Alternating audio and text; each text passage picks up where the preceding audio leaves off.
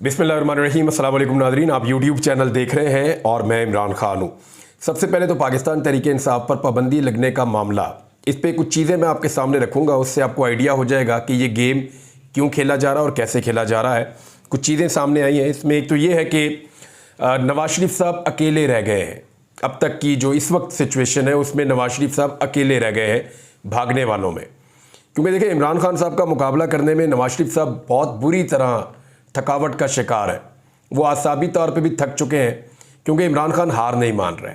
नवाज शरीफ साहब ने क्योंकि जेल काटी हुई है और वो जेल के अंदर कितना तंग होते थे, वीवीआईपी जेल में जहाँ पे उनको ज़बरदस्त किस्म के स्वीट मिलते थे और एसी का बंदोबस्त होता था, रोज़ाना मुलाकातें होती थी। रिकॉर्ड उन्होंने मुलाकातें की हैं अपने घर वालों से, दोस्तों से, पार्टी के लोगों से, सहाफ़ियों से, वकला से। रिकॉर्ड मुलाकातें मियाँ नवाज शरीफ साहब ने जेल में रहते हुए की हैं। बड़ी उनको सहूलियात थी, अस्पताल की, डॉक्टर्स की, दबाने वाला, खिदमत वाला, सब कुछ था नवाज शरीफ साहब के लिए। तो मियाँ नवाज शरीफ साहब के लिए हालात बहुत अच्छे थे, लेकिन वो टूट जाते थे और वो ज़्यादा देर तक मुज़ामत कर नहीं पाए। तो वो ये एक्सपेक्ट कर रहे थे कि वो नहीं कर पाए तो इमरान खान भी नहीं कर पाएंगे, लेकिन इमरान खान ने करके दिखाया। अब ऐसा लगता है कि नवाज शरीफ साहब के आसाब थक गए हैं और उन्होंने सस्ता काम शुरू कर दिया है। यानी सबसे आसान काम ये होता है कि आप मैदान में मुकाबला ना कर पाएँ तो फिर आप मैदान छोड़कर भाग दें, और यानी आपको छोटा सा एक बहाना मिले और आप भाग जाएं। अब मैं कुछ चीज़ें आपके सामने रखता हूं और ये फैक्ट्स हैं। नंबर एक तो मैं आपको ये बता देता हूं कि वो कौन कौन सी जमातें और कौन कौन सी शख्सियात हैं जिन्होंने कैटेगोरिकली मना कर दिया है कि पाकिस्तान तहरीक इंसाफ को बैन करने के लिए जो कोशिश की जा रही है या ये जो आर्टिकल 6 लगाने की बात हो रही है, इन बातों से वो लोग इत्तफाक नहीं करते। सबसे पहले तो आप ले लें पाकिस्तान पीपल्स पार्टी को। पाकिस्तान पीपल्स पार्टी ने बड़ा क्लियरली ये कह दिया है कि ये मामला ठीक नहीं है और वो इसको नहीं समझते कि इससे कुछ हासिल होगा। बल्कि जो उन्होंने अल्फाज इस्तेमाल किए वो मैं आपको बता देता हूँ। दो जो मेन लोग हैं पाकिस्तान पीपल्स पार्टी के, वो बोले इस बारे में, जिनमें से एक रज़ा रब्बानी साहब हैं और दूसरे खुर्शीद शाह साहब हैं। तो सबसे पहले देखें कि खुर्शीद शाह साहब ने क्या कहा। खुर्शीद शाह साहब ने कहा कि पाकिस्तान तहरीक इंसाफ पर पाबंदी लगाने के हुकूमती फैसले पर एतमाद में ना लेने का उन्होंने शिकवा किया है कि हमें इस फैसले का इल्म नहीं है। उन्होंने कहा कि हमने भी आप ही की तरह ये बात सुनी है, हमसे इस पर मुशावरत नहीं की गई है, फैसले पर एतमाद में नहीं लिया गया। अब ये अदालतों के फैसले हैं तो देखें अदालतें क्या फैसला करती है। उन्होंने कहा मेरी पार्टी जो इसके ऊपर राय देगी या जो पार्टी की पॉलिसी आएगी तो फिर मैं खुलकर बात कर सकूंगा। पार्टी की तरफ से अभी कोई हदायत नहीं दी गई हैं। रज़ा रब्बानी साहब ने इसके ऊपर खुलकर बात की। उन्होंने कहा सियासी जमात पर पाबंदी का इकदाम हमेशा नाकाम रहा है और उन्होंने ये कहा कि सियासी जमात पर पाबंदी की बात जमहूरी उसूलों के खिलाफ है और हुकूमत को ऐसे इकदाम उठाने से गुरेज करना चाहिए। ऐसे इकदाम को तारीख के कूड़ेदान में फेंका गया है हमेशा। उन्होंने कहा सियासी अफरा तफरी बढ़ेगी, मईशत तबाह होगी, जबकि वफाक पर भी असर पड़ेगा। उनका कहना था कि अगर हुकूमत फुल कोर्ट के फैसले से नाराज है तो आईनी तरीके पर अमल करे और नजरसानी की दरखास्त दायर करे, जो कि हुकूमत ने कर भी दी है। फजलुर रहमान साहब का इसके ऊपर स्टेटमेंट है, वो भी आप सुन लीजिए, क्योंकि फजलुर रहमान साहब सरबराह हुआ करते थे पीडीएम के एक दौर में। तो फजलुर रहमान साहब कह रहे हैं कि सियासी कुव्वतों के खिलाफ ताकत का इस्तेमाल मसाइल का हल नहीं है, ताकत के इस्तेमाल से सियासी इंतशार बढ़ेगा। इदारे आइन के मुताबिक तयशुदा दायरा कार में सिमट जाए तो मुल्क संभल सकता है। फजलुर रहमान साहब देखें बात क्या कर रहे हैं, बात कर रहे हैं इदारों की और ताकत के इस्तेमाल की। और बात किस बारे में कर रहे हैं? पाकिस्तान तहरीक इंसाफ को बैन करने के बारे में। इसको ज़रा गौर से आप समझ लीजिए। उन्होंने कहा ताकतवर हल्के जितना जल्द इस हकीकत को समझ जाए मुल्क और ख़ुद उनके लिए बेहतर होगा। मुक्तदरा तस्लीम करे कि मौजूदा हाइब्रिड निज़ाम नाकाम हो चुका है। सारे मसाइल का हल मुल्क में असर नौ शफाफ इंतखाबात करवाने में है। अच्छा, अब ये तो पाबंदी के ऊपर फजलुर रहमान साहब ने मुक्तदरा या ताकतवर हलकों को या एस्टेब्लिशमेंट को मुखातिब किया है। फजलुर रहमान साहब ने, मैं कुछ फैक्ट, ये फजलुर रहमान साहब की बात आपने याद रखनी है, कुछ फैक्ट्स मैं भी आपके सामने रखता हूँ। फिर MQM जो है उनका भी एक गिला शिकवा है, मुस्लिम लीग काफ का भी है। और काफ लीग ने कहा पाबंदी और आर्टिकल 6 के फैसले पर हुकूमत ने हमसे पूछा ही नहीं और उन्होंने कहा जी कि हम इससे लाइलम है, हम इसके ऊपर मुशावरत करेंगे, फिर हम बता पाएंगे कि क्या बात है क्या नहीं। MQM ने भी इससे मिलती जुलती बात की है। ANP ने इसकी शदीद मुखालफत की है। जमात इस्लामी ने इसकी शदीद मुखालफत की है और HRCP human right council of Pakistan उसने भी इसकी मुखालफत की है। शाहिद खकान अब्बासी साहब ने कहा कि अगर ये गद्दारियों के मुकदमे आर्टिकल 6 लगेंगे तो और बहुत लोगों पे लगेंगे, उन पे भी लगेंगे जो आज इक़्तिदार में है। और उन्होंने इसके ऊपर बड़ा सख्त स्टेटमेंट दिया, पार्टी को फारिग करना या आर्टिकल 6 लगाना। तो ये सारे स्टेटमेंट्स आप अपने जहन में रखें। अब मैं आपको बताता हूं नवाज शरीफ साहब की कुछ अहम मुलाकातें हुई हैं गुज़िश्ता 2 से 3 दिन में। उन मुलाकातों के बाद मियां नवाज शरीफ साहब ने फौरी तौर पे, यानी मैं आपको ये बता देता हूं कि ये नवाज शरीफ के अपने दिमाग की इख्तरा नहीं है कि पाकिस्तान तहरीक-ए-इंसाफ को फारगी कर दिया जाए। हालांकि इनकी ख्वाहिश ये बहुत पुरानी है, लेकिन इस वक्त ये चीज़ इनके सामने जब लाई गई मियां साहब के, तो ये मियां साहब ने देखें, अगर पॉलिटिकल पार्टी PMLN जो इस वक्त हुकूमत में है, वो पाकिस्तान की सबसे बड़ी पॉलिटिकल पार्टी जिसके पार्लियामेंट में सबसे ज़्यादा अराकीन हैं, उस पॉलिटिकल पार्टी को अगर बैन करने जा रही होती तो कम से कम वो अपने इत्तेहादियों से ज़रूर बात करती। वो ANP से बात करती, वो फजल रहमान साहब से बात करती, ग्राउंड बनाती, वो पीपल्स पार्टी से बात करती जिनके वोटों से उनका वज़ीर आज़म बना है, वो काफ लीग से बात करती जो उनके साथ कैबिनेट में शामिल है, वो MKM से बात करती जो उनके साथ कैबिनेट में शामिल है। तो किसी भी जमात से कोई मुशावरत नहीं की PMLN ने।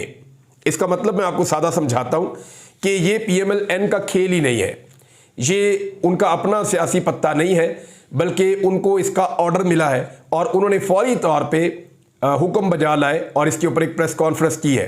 हत्ता कि उनके इत्तेहादियों को भी नहीं पता कि वो क्या करने जा रहे हैं। देखिए, सियासतदान जब भी कुछ करने जाते हैं तो अपने इत्तेहादियों से मुशावरत करते हैं, तो यहां पे किसी इत्तेहादी से मुशावरत नहीं हुई। इसका मतलब है कि PMLN ने यह फैसला खुद नहीं किया, बल्कि उनके ऊपर यह फैसला मुसल्लत किया गया है और उन्होंने खुले दिल से इसको वेलकम किया, इसलिए कि मियां नवाज शरीफ साहब जो है वो दौड़ जाने में मशहूर है। वो हमेशा जब भी मुश्किल आती है पाकिस्तान से दौड़ जाते हैं, जब भी कोई ऐसी चीज़ होती है तो वो भागने में आफियत समझते हैं। तो यहाँ मियां नवाज शरीफ साहब ने इमरान खान का सियासी मैदान में मुकाबला करने की बजाय उनको टेक्निकल नॉकआउट करने की कोशिश करते हुए दौड़ जाने की अपनी रवायत को बरकरार रखा है। हालांकि PMLN के कुछ लोग हैं, उनसे रब्ता किया गया तो वो ये कहते हैं जी हम इस पर बात ही नहीं करना चाहते, अभी हमें इसके बारे में ज़्यादा पता भी नहीं है।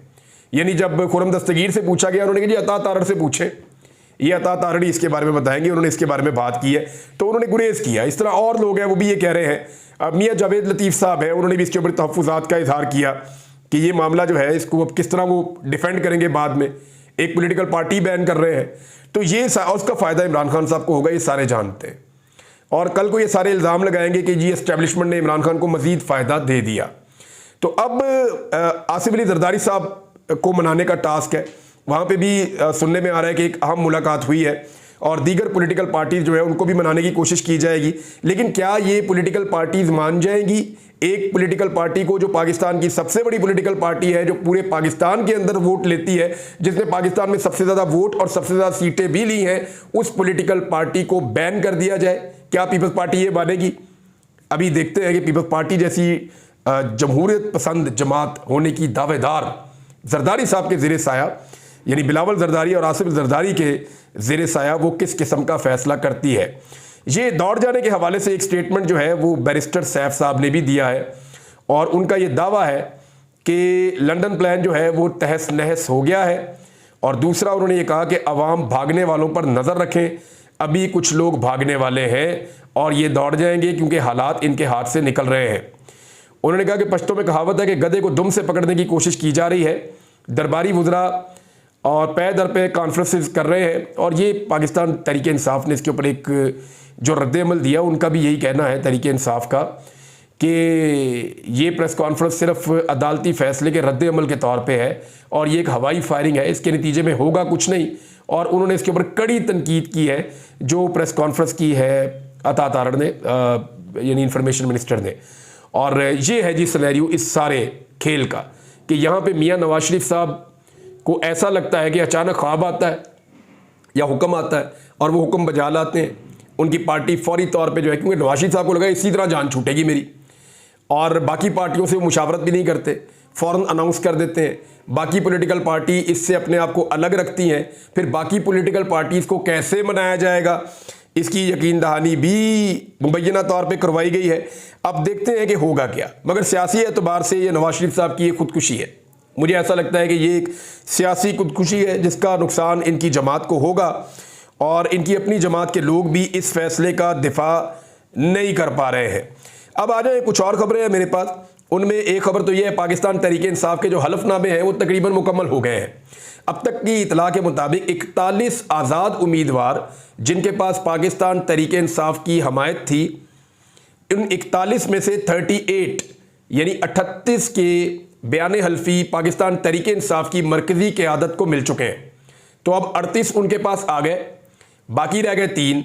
उन 3 के बारे में यह है कि वो पाकिस्तान से बाहर है और वो अपने बयान हल्फी जो है वो ऑनलाइन भिजवा देंगे और उन बयान हल्फी को भी शामिल कर लिया जाएगा और जुमेरात को गालिबन ये दे दिया जाएगा इलेक्शन कमीशन ऑफ पाकिस्तान को। फिर देखते हैं कि इलेक्शन कमीशन ऑफ पाकिस्तान इसके ऊपर फैसला क्या करता है। देखिए, इस पे आइन बड़ा क्लियर है। एक तो ये अदालत ही कर सकती है जब रेफरेंस भेजा जाएगा, लेकिन अगर एक पॉलिटिकल पार्टी को बैन करने का फैसला कर लिया जाए और वो पॉलिटिकल पार्टी बैन हो जाए तो फिर आप मेरी बात याद रखिएगा कि उसके जो मजलिस शूरा के या पार्लियामेंट के अंदर उसके जो अरकान होते हैं वो भी डिस्क्वालीफाई हो जाते हैं, फारिग हो जाते हैं। तो ये एक आइनी मसला होगा। पाकिस्तान को एक नए इलेक्शन की तरफ जाना होगा इस सूरत हाल में, और PMLN जो है वो ऐसा लगता है कि अपनी नाकामी और शिकस्त को छुपाने के लिए उंगली कटाकर शहीद होना चाहती है, लेकिन शायद उनको इसका मौका नहीं मिलेगा। एक और खबर है जी, और वो बड़ी खबर है, तहरीक इंसाफ के जलसे के हवाले से इस्लामाबाद हाई कोर्ट में जब सुनवाई हो रही थी तो वहाँ पे तहरीक लब्बैक के जलसे का और धरने का जिक्र हुआ और उस पर अदालत में ये बताया गया कि जनाब वो बैठे, वो किसकी इजाज़त से बैठे, कौन सा DC, कौन सी अदालत, क्या हुआ। वो आए और आकर बैठ गए और दूसरी तरफ हमें वो कह रहे हैं जी अभी आप 40 दिन और इंतज़ार करें, उसके बाद आप जलसा करें। तो जज साहब ने कहा जी इंतज़ामिया के साथ एक दफ़ा फिर पाकिस्तान तहरीक इंसाफ बैठे और अब शुएब शाहीन साहब जो है वो इस मामले को देख रहे थे और जज साहब इस मामले को सुन रहे हैं। गालिबन ये केस इस वक्त जो है वो मोहतरम जज गुल हसन औरंगज़ेब साहब के पास है। और इसके बाद जो है वो एक और ख़बर है, यानी मैं आपको वैसे बता देता हूँ अपनी ऑब्जर्वेशन। मैं ये देख रहा था खबरों में, सोशल मीडिया पे, हर जगह पे, मुझे ऐसा लगता है कि तहरीक लब्बैक ने ये जो धरना दिया ये हुकूमत के ख़िलाफ़ नहीं दिया, यानी इसराइल के ख़िलाफ़ तो दिया है। लोग तो इसराइल के ख़िलाफ़ निकले हैं, लोग तो फ़लस्तीनी बहन भाइयों के हक़ में निकले हैं और उनके जज्बे को सलाम है। लेकिन मैं जब उनके क़यादत के स्टेटमेंट्स देखता हूँ या सोशल मीडिया पे उनका प्रोपेगेंडा देखता हूँ तो मुझे ऐसा लगता है कि जैसे वो हुकूमत से डिमांड नहीं कर रहे बल्कि पाकिस्तान तहरीक इंसाफ के ख़िलाफ़ निकले हैं। यानी हुकूमत और तहरीक लब्बैक इस वक्त एक पेज पे है और दोनों एक पेज पे हैं, बिल्कुल बहन भाइयों की तरह आपस में ताल्लुकात बना के वो वहाँ फैज़ाबाद बैठे हुए हैं। पुलिस उनको जो है वो रिलैक्स रखना चाहती है, उनको प्रोटोकॉल दे रही है। हालांकि यही पुलिस थोड़े दिन पहले तक बिल्कुल थोड़े से लोग थे जो एहतजाज कर रहे थे, उनको डंडे मार रही थी, उनसे झंडे छीन रही थी फ़लस्तीन के, उनको उंगलियाँ दिखा रही थी, उनके ऊपर टॉर्चर कर रही थी, उनके लोग भी शहीद हो गए। लेकिन उसके बावजूद पुलिस इंसाफ नहीं दे रही थी। लेकिन यहाँ आप देखें कि तहरीक लब्बैक के साथ जो हुकूमत और पुलिस का रवैया है वो यकसर मुख्तलिफ है। ऐसा लगता है जैसे किसी को दावत पे बुलाया गया हो और वो दावत के ऊपर आकर बैठा हो, बज़ाहिर ये दिखाई दे रहा है। इसके ऊपर जो है वो मैं लोगों की नीयत की बात नहीं कर रहा, बहुत बड़ी तादाद में लोग निकल कर तहरीक लब्बैक की आवाज़ पर आए हैं और वो सारे लोग दाद के मुस्तहिक हैं। लेकिन मैं ये बात कर रहा हूँ कि ये चीज़ें आपको अजीब नहीं लगती देखने में कि एक तरफ आप थोड़े से लोग निकलने की कोशिश करते हैं तो आप उनको डंडे मारते हैं, उनको रुसवा करते हैं, उनसे झंडे छीन लेते हैं, दूसरी तरफ लोग निकलते हैं और आप उनको फैसिलिटेट करते हैं। तो ये फ़र्क है कि रियासत दो अलग अलग लोगों से अलग अलग तरह का सलूक कर रही है। अब तक के लिए इतना ही, अपना ख्याल रखिएगा, अपने इस चैनल का भी। अल्लाह हाफ़िज़।